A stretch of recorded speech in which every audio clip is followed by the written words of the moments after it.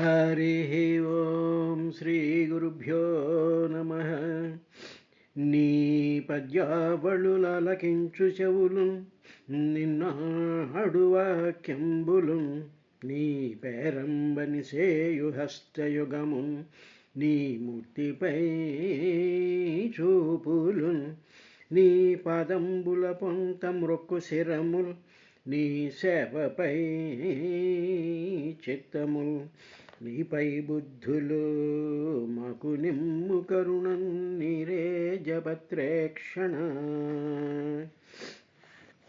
ఎవని చెజనించు జగము ఎవని లోపల నుండు లీనమై ఎవని యందుడిందు పరమేశ్వరుడంవడు మూలకరణం బెంవడు అనాది మధ్యలయుడెవ్వడు సర్వము తానే అయిన వడెవ్వడు వానిని ఆత్మభవునీశ్వరునే శరణంబు వేడెదం.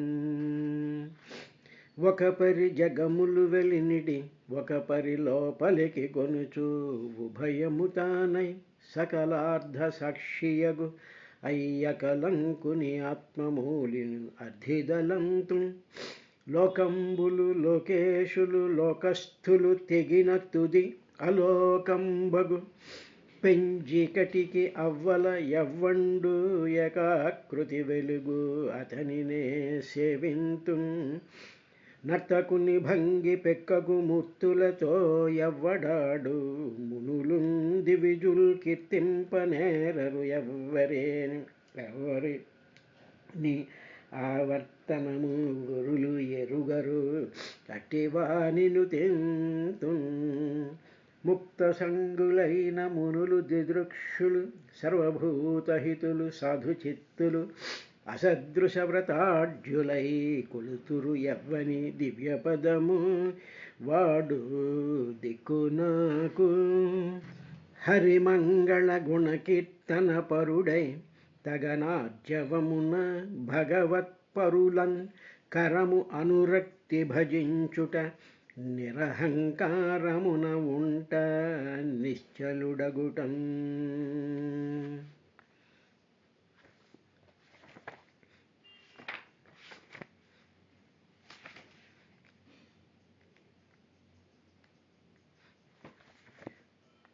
ధీరులు నిరపేక్షులు ఆత్మారాములునైన మునులు హరిభజనము నిష్కారణము చేయుచుందురు నారాయణుడట్టి వాడు నవ్య చరిత్ర. హరి ఓం శ్రీ గురుభ్యో నమ. పురంజనుడు వేటకెళ్ళి వచ్చి భార్య కనిపించకపోయేటప్పటికీ చాలా బాధపడిపోయి ఏమిటి నా భార్య ఏమైంది కనిపించటం లేదేమిటి అని అంతఃపుర స్త్రీలను అడిగేటప్పటికీ వాళ్ళు ఏమో స్వామి మీ ఆవిడికి ఎందుకు ఏమొచ్చిందో అసలు ఆవిడ మనసులో ఏముందో మాకేమీ తెలియటం లేదు, కానీ ఆవిడ కోపగృహంలో కనీసం కింద చాప కూడా వేసుకోకుండా నేల మీద పడుకునుంది, కావలస్తే వెళ్ళి చూసుకో అని వాళ్ళు చెప్పిన తరువాత అప్పుడు నారద మహర్షి ప్రాచీన బర్హి మహారాజుతో నారద ఉవాచ పురంజన స్వమహిషీం నిరీక్ష్యావధుతాం భువి తత్సంగోన్మథిత జ్ఞానో వైక్లభ్యం పరమం యయౌ. అప్పుడు నారద మహర్షి ప్రాచీన బర్హి మహారాజుతో ఇలా నేల మీద పడి ఉన్నటువంటి తన భార్యను పురంజుడు చూశాడయ్యా. చూసి తర్వాత ఎప్పుడైతే అలాగా ఏ విధమైనటువంటి అలంకారాలు లేకుండా తల కిందకి వాల్చేసి నేల మీద పడుకుని చాలా శోభారహితంగా పడుండేటువంటి ఆమెను అలా చూసేటప్పటికీ ఆమెతో సుఖం అనుభవిద్దాము అని వచ్చినటువంటి ఆ మెంటల్ యాటిట్యూడ్ అంతా కూడా ఆ జ్ఞానం అంతా కూడా ఒక్కసారి శిథిలమైపోయింది, చిన్నాభిన్నమైపోయింది. ఏమిటి నేను ఏ మనసులో పెట్టుకుని నేను వచ్చాను, ఇక్కడికి వచ్చేటప్పటికి పరిస్థితి ఇలా ఉందేమిటి అని చెప్పి దానికి కారణం ఏమీ తోచక ఆయన చాలా వైక్లభ్యం పరమం. వైక్లభ్యం అంటే ఏమిటంటే ఆందోళన, మనసంతా చెల్లాచెదిరైపోయి ఏమీ తోచక ఒక రకమైనటువంటి నిరుత్సాహం, తర్వాత ఒక రకమైనటువంటి ఆందోళన, ఒక రకమైనటువంటి చింత, ఏమిటి ఏమిటి అనేటువంటి గాభర, ఇటువంటి వీటిలన్నిటినీ కూడా వైక్లభ్యం అంటారు. అటువంటి చాలా గొప్పదైనటువంటి వైక్లభ్యాన్ని ఆయన పొందాడయ్యా. తర్వాత అప్పుడు ఏం చేశాడు అంటే, సాంత్వయం శ్లక్ష్ణయా వాచా హృదయేన విదూయత ప్రేయస్యా స్నేహ సంరంభ లింగమాత్మని నాభ్యగాత్. తర్వాత ఇలాగ తన దుఃఖం, తన మనసులో దుఃఖం ఎప్పుడైతే నిండిపోయిందో అప్పుడు పురంజనుడు చూసిన తర్వాత నెక్స్ట్ ఏం చేయాలి అంటే, ఏమిటి ఎందుకు ఇలా ఉన్నా ఏమిటో మామూలుగా ఆ కారణం తెలుసుకోవాలిగా. ఆ కారణం తెలుసుకునేటప్పుడు ఆయన ఏం చేశాడంటే, చాలా మధురమైనటువంటి మాటలతో, అసలే కోపంతో ఉన్నారు, అసలే కొంచెం చిరాగ్గా పడి ఉంది, లేకపోతే ఒక రకమైనటువంటి కోపావేశంలో పడుకున్నటువంటి దానితో మాట్లాడేటప్పుడు మనము కోపంగాను, మనతో చిరాకుతోనూ మనం ఇదిగా మాట్లాడం కదా. అటువంటి పరిస్థితిలో ఏ విధంగా మాట్లాడాలి అనేటువంటి విషయాన్ని భాగవతం ఈ విధంగా చెప్తూ, శ్లక్ష్ణయా అంటే చాలా మధురంగా, అంటే తనని తాను కంట్రోల్ చేసుకొని, ఎందుకు ఇలా పడున్నా, బుద్ధి ఉందా లేదా, నేనేం చేశాను అని చెప్పి ఇలాగా రెచ్చిపోయి మాట్లాడుతూ ఉంటారు చాలామంది అన్నమాట. అలా కాకుండా అటువంటి పరిస్థితిలో ఉండేటప్పుడు ఎలా మాట్లాడంటే, శ్లక్ష్ణయ మధురంగా వాచా, అప్పుడు మధురమైనటువంటి వాక్కులతో సాంత్వం అంటే అప్పుడు ఓదార్చడం ప్రారంభించాడు.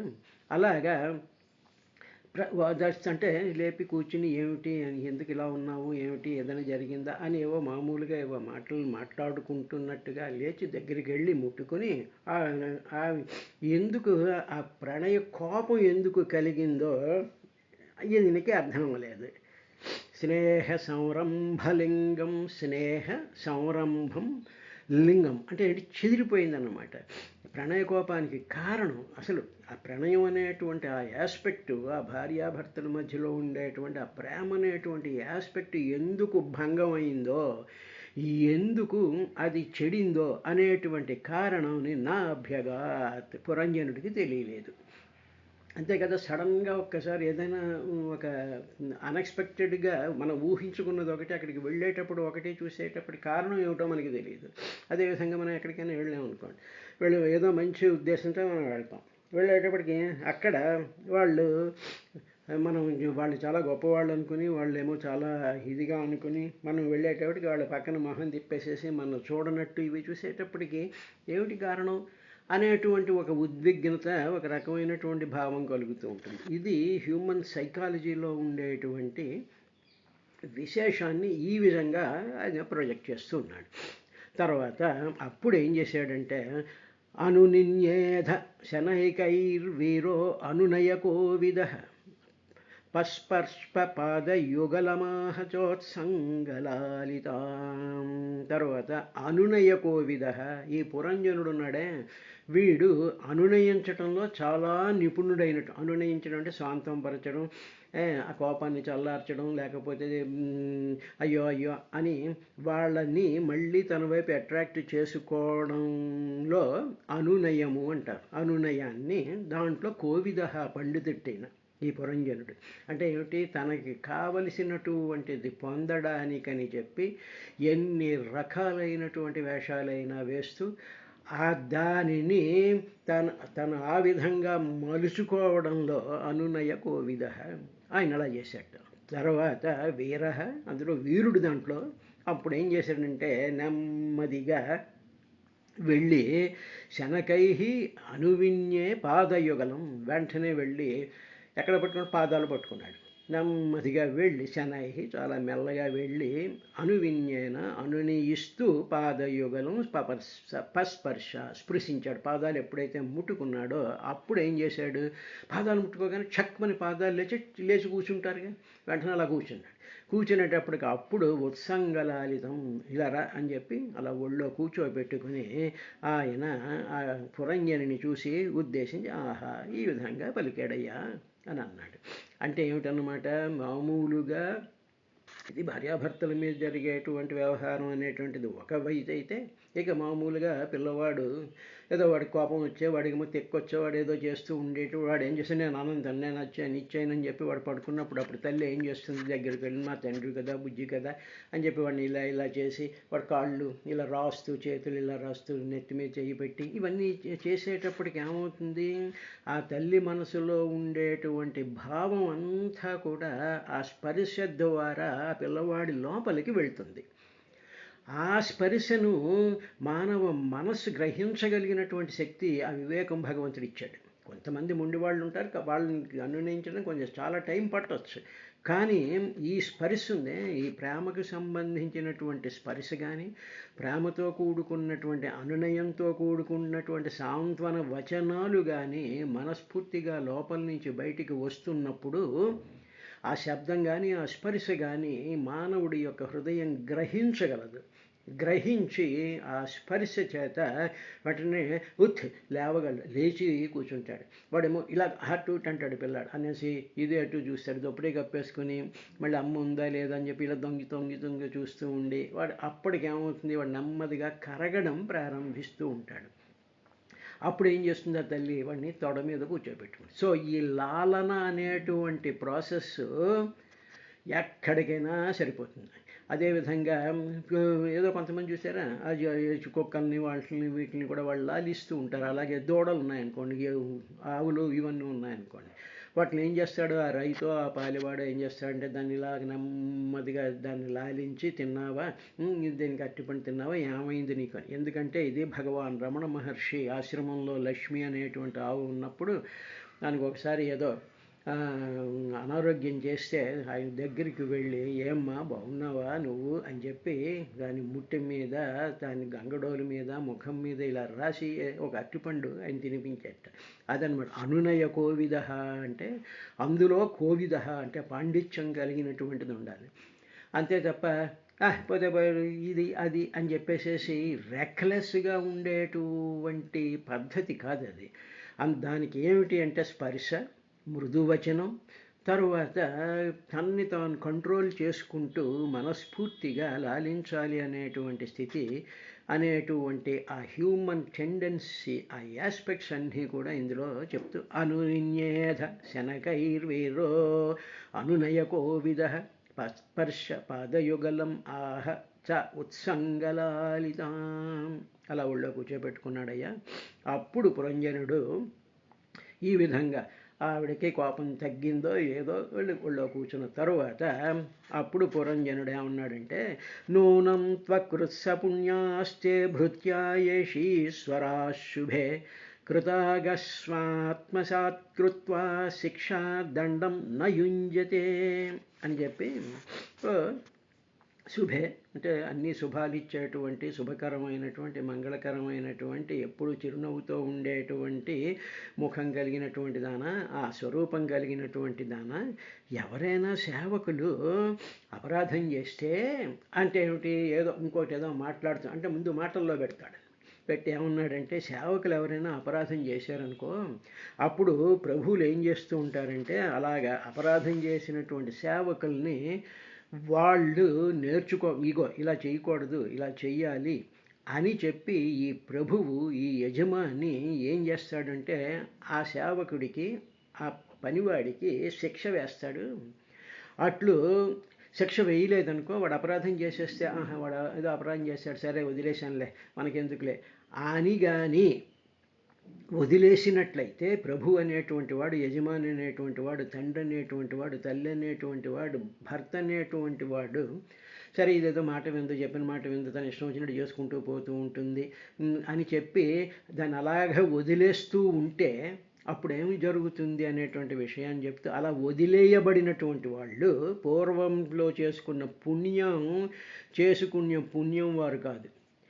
అంటే ఏమిటనమాట, అలా వదిలేయబడితే వాళ్ళు పుణ్యం చేసుకున్నటువంటి వాళ్ళు కాదు, వాళ్ళు పాపం చేసుకున్నటువంటి వాళ్ళు. ఇది కొత్త రకమైనటువంటి కాన్సెప్ట్ని పురంజనుడు చెప్తూ ఉన్నాడు. అంటే ఏమిటన్నమాట, ఎవరైనా సేవకుడిగా నీ ఇంట్లో పిల్లలుగా, నీ ఇంట్లో భార్యగా, నీ ఇంట్లో ఎవరైనా సరే ఒక తప్పు చేసినప్పుడు ఆ తప్పు నుంచి వాళ్ళని సరిదిద్దుకోవడం అనేటువంటి దానికి ఏదో మాటలతోనో చేతలతోనో లేకపోతే మరొక దానితోనో వాళ్ళకి శిక్ష దండం వేయాలి. దండం అంటే కొట్టేయడం చంపేయడం అని కాదు, ఒక మార్గంలో వాళ్ళకి పెట్టాలి. అలాగ పెడితే అప్పుడు వాళ్ళు నేర్చుకోవడానికి అవకాశం ఉంటుంది. అలాగా వాళ్ళకి నేర్పడానికి మనకి ఇష్టం లేకుండా వదిలేసామనుకో, వదిలేస్తే అప్పుడు అలా వదిలివేయబడ్డటువంటి దోషం చేసినటువంటి వాడికి పూర్వజన్మలో వాడు ఏమీ పుణ్యం చేసుకోలేదన్నమాట. ఇది నిశ్చయము అన్నాడు. అందువల్ల ఎక్కడైనా దోషం జరుగుతూ ఉన్నప్పుడు, అయ్యా స్వామి ఇక్కడ ఈ దోషం జరుగుతుంది, ఇలాగ దోషం చేయకూడదు అని తెలిసినటువంటి వాళ్ళు చెప్పారనుకోండి, అప్పుడు అలా చెప్పబడినటువంటి దోషం చేసినటువంటి వ్యక్తి తెలిసో తెలియకో, ఆహా ఇదా సరే నేను సరిదిద్దుకుంటాను అని చెప్పి వాడు సరిదిద్దుకుంటే వాడు పుణ్యం చేసుకున్నవాడు అవుతాడు.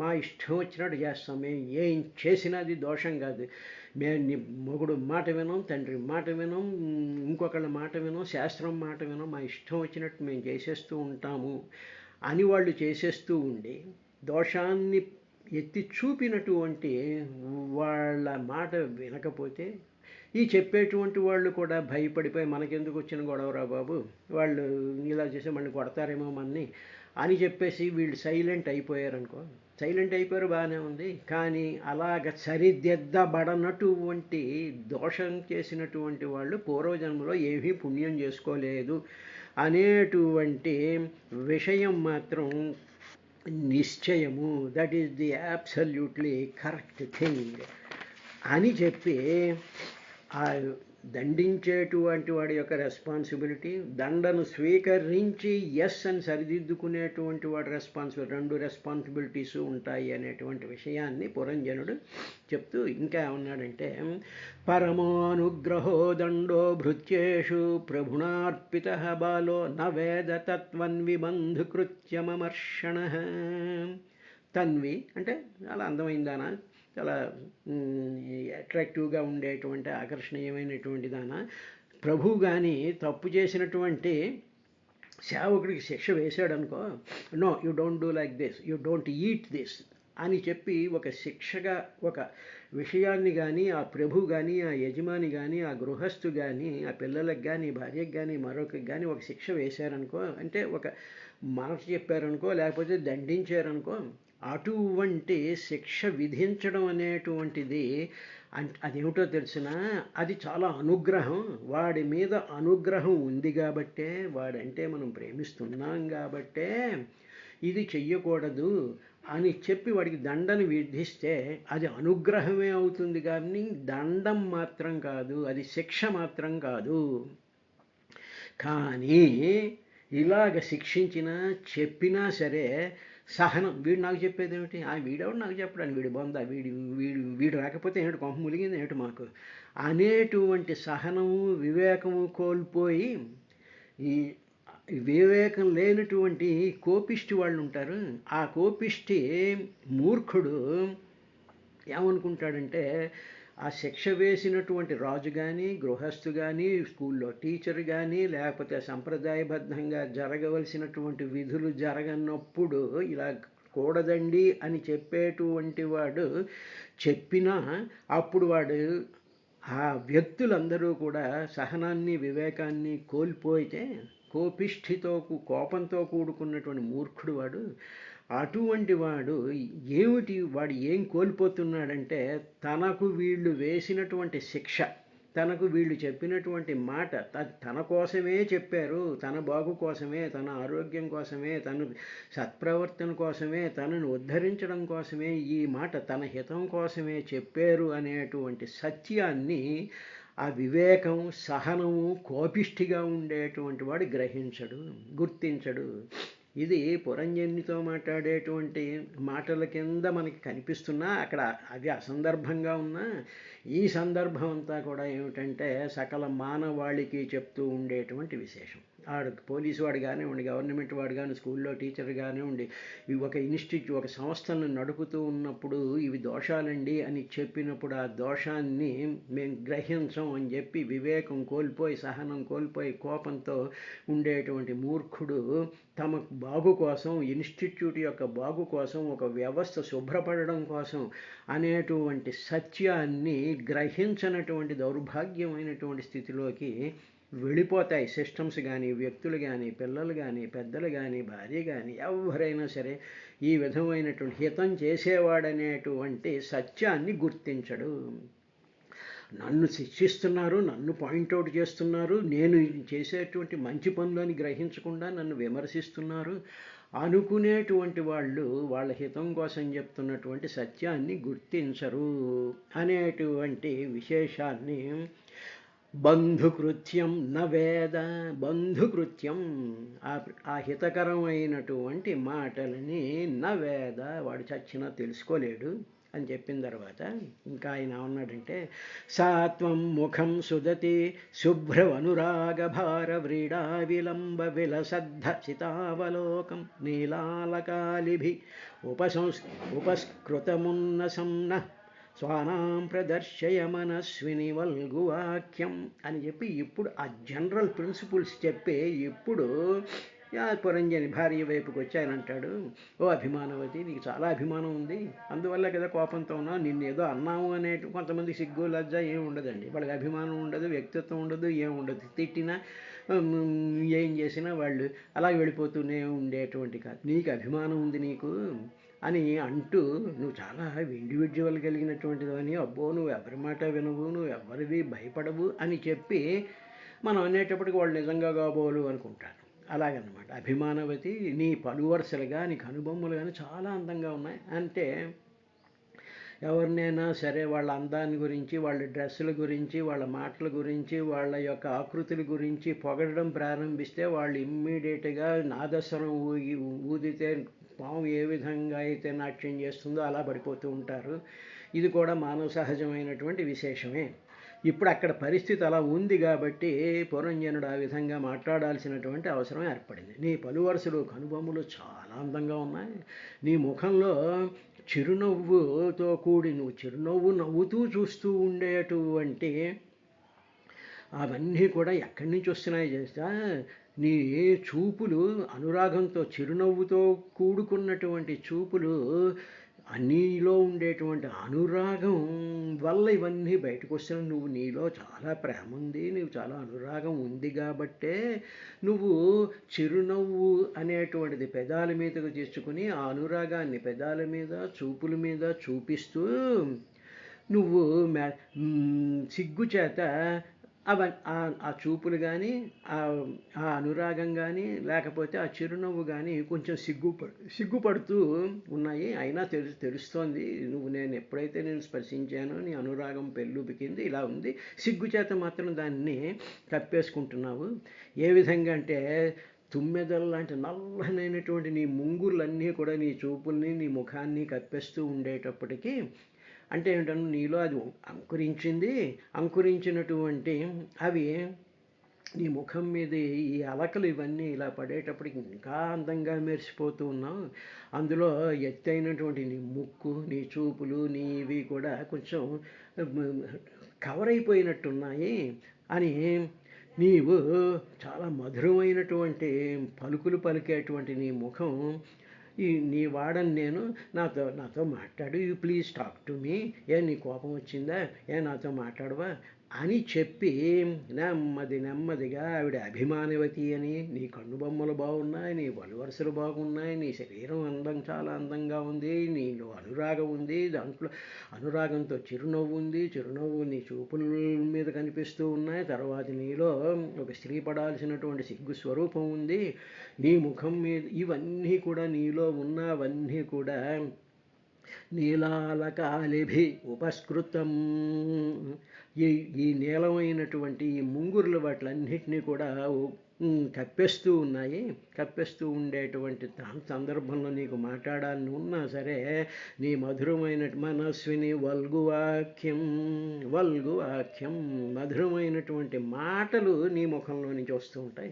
నువ్వు ఎప్పుడు చాలా మధురంగానే మాట్లాడుతూ ఉంటావు అని చెప్పి ఆవిడ మాటల్ని, ఆవిడ శరీరాకృతిని, ఆవిడ ముఖాన్ని, ఆవిడ చిరునవ్వుని, ఆవిడ యొక్క వల్గుల్ని వీటిలన్నిటినీ కూడా ఆయన అదిగా పొగడడం ప్రారంభించాడు. ఇదే కదండి ఏ మానవుడైనా చేసేటువంటి పని ఇదే. ఈ విధంగా చేసిన తర్వాత ఇంకా ఆయన ఉన్నాడు అంటే సస్మిందధేదమహం తవ వీరపత్నియోన్యత్ర భూసుర కులాత్కృతకిల్బిషస్తం పశ్యే నవేత భయమున్ముదితం త్రిలోక్యామన్యత్ర వై మురరిపోరితరత్ర దాసాతే. ఓ పురంజని, నీ ఏళ్ళ ఎవరైనా అపరాధం చేస్తే సేవకుల్లో వాడు బ్రాహ్మణుడు కాకపోయినట్లయితే వాడికి శిక్ష వేస్తాను. బ్రాహ్మణుడికి శిక్ష వేయకూడదు కాబట్టి ఆ ధర్మాన్ని పాటించగల శిక్ష వేయను. అదేవిధంగా మురహరి భక్తుడు ఎవడైనా నీ పట్ల అపరాధం చేస్తే వాడిని కూడా నేను శిక్షించను. కాబట్టి వీళ్ళిద్దరూ కాకపోతే నీ మీద అపరాధంగా నిన్ను దూషించో, నిన్ను తిట్టో, నిన్ను ఏదో అవమానం చేసో, నీ సేవ చెయ్యనటువంటి వాళ్ళు సేవకులు ఎవరైనా సరే వాళ్ళు ముల్లోకాల్లోనున్నా సరే, బయట ఉన్నా ఎక్కడున్నా సరే వాళ్ళని పట్టుకొచ్చి నేను శిక్షించేస్తాను అని చెప్పి ఆయన చెప్పాడయ్యా అన్నాడు. రేపటి కార్యక్రమంలో ఇంకా ఏం జరిగింది అనేటువంటి విశేషాన్ని చూద్దాం.